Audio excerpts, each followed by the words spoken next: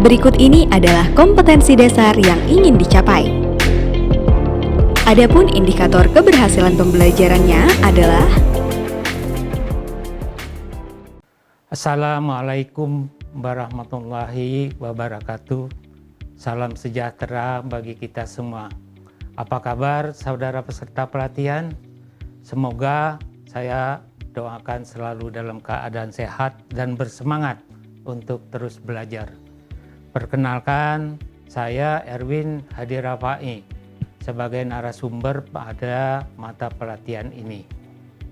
Pada kesempatan ini saya akan menyampaikan materi pelatihan mengenai AKNOP, angka kebutuhan nyata untuk operasi dan pemeliharaan. Mari kita simak bersama. Apa yang ada di benak saudara jika mendengar kata AKNOP? Tentunya seperti yang tadi saya sampaikan, itu adalah angka kebutuhan nyata. Untuk apa? Untuk operasi dan pemeliharaan. Yang kali ini tentang irigasi rawa. Selain itu tentunya ini sangat terkait betul dengan infrastruktur dan tata cara perhitungannya. Sebelum membahas lebih dalam lagi, kita harus mengetahui infrastruktur yang ada di jaringan irigasi rawa. Karena ini sangat berbeda sekali dengan irigasi permukaan.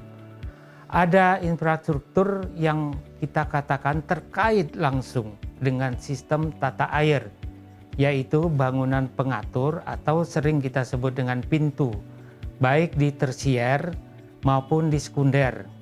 Dan ada pula yang tidak terkait langsung dengan sistem tata air, seperti dermaga, jalan, jembatan, itu tidak terkait, tapi itu dapat masuk dalam perhitungan AKNOP. Jika kita membandingkan infrastruktur di irigasi permukaan dan irigasi rawa, maka perbedaan mencolok akan nampak. Kita lihat di sebelah kanan adalah salah satu saluran primer irigasi permukaan dengan lebar atas bagi orang rawa itu masih terlalu sempit sekali, sekitar 4-6 meter. Bayangkan ini disebut dengan saluran primer. Di samping kirinya itu primer di daerah jaringan irigasi rawa dengan lebar atas dapat mencapai 10-20 meter. Dan perbedaan mencolok lagi adalah tanpa penguatan dinding atau lining. Kita kemudian mencoba melihat jaringan irigasi rawa yang ada di seluruh Indonesia. Dalam hal ini saya akan memberikan 3 contoh. Di setiap lokasi daerah irigasi rawa berbeda pola jaringannya.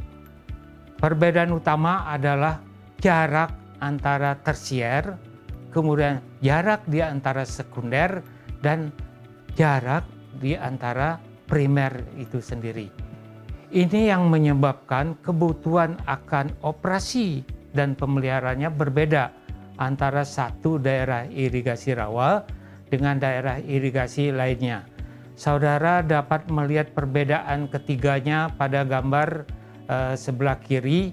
Ya, di sebelah kiri adalah contoh pola jaringan irigasi rawa di Kalimantan Barat. Tampak tidak beraturan karena ini memang dibuka bukan oleh pemerintah langsung tapi oleh masyarakat petani setempat. Kemudian di tengah, gambar yang tengah itu adalah contoh jaringan irigasi di Provinsi Riau. Ini agak menyerupai seperti jaringan sisir. Nah, di sebelah kanannya itu lebih berbeda lagi. Itu yang kita sebut dengan sistem jaringan yang bentuknya seperti garpu. Makanya disebut dengan sistem garpu. Demikian pula dengan bangunan pintu. Walau nomenklaturnya disebut pintu tersier atau pintu sekunder, kebutuhan akan operasi dan pemeliharaannya berbeda. Sangat jelas itu perbedaannya. Karena itu biaya yang diperlukan juga berbeda.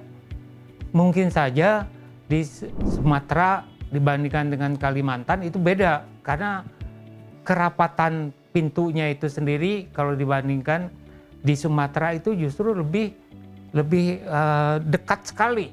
Jadi tentunya biaya yang diperlukan juga lebih banyak. Kalau di daerah Kalimantan, apalagi kalau kita lihat di Papua, jarak satu dengan lainnya itu sangat jauh sekali. Karena itu perbedaan harga, kemudian perbedaan jumlah biaya yang dibutuhkan juga sangat berbeda.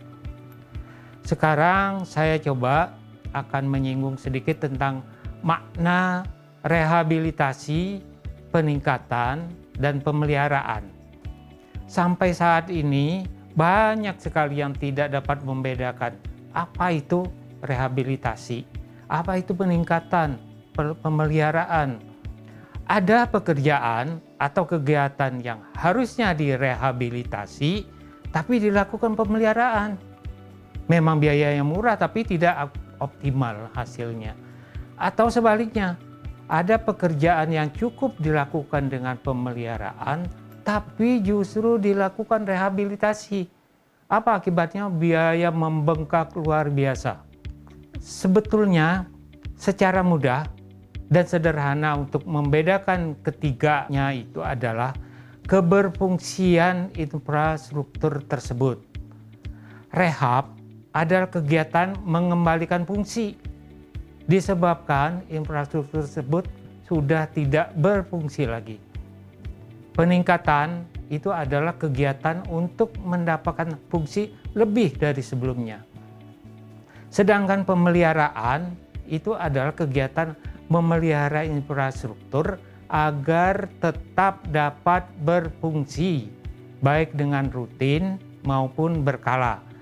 Gambar berikut ini contoh yang cukup membingungkan. Ini apakah hasil dari pekerjaan pemeliharaan atau rehab? Banyak yang mengatakan asal menggunakan peralatan berat, eskavator seperti itu, lalu dikategorikan itu adalah pekerjaan rehab. Salah itu, tidak sebenarnya itu. Yang kita maksudkan dengan ketiga kegiatan tadi adalah fungsi. Kita bicara masalah fungsi, ya, jangan lupa itu. Sekali lagi, fungsi, bukan yang lain, ya. Saudara dapat mempelajari lebih lanjut perbedaan ini di dalam video terkait epaksi, yaitu penilaian kinerja sistem irigasi secara elektronik. Nah, di dalam epaksi itu nanti bagaimana cara kita menilai, kemudian hasilnya seperti apa, nanti akhirnya itu akan menunjukkan bahwa satu daerah irigasi rawa atau satu blok sekunder, bahkan blok primer itu dapat kita lakukan seperti rehabilitasi atau pemeliharaan atau bahkan peningkatan. Kita selesai pada materi yang pertama, sekarang kita masuk ke materi yang kedua, yaitu manfaat penyusunan AKNOP.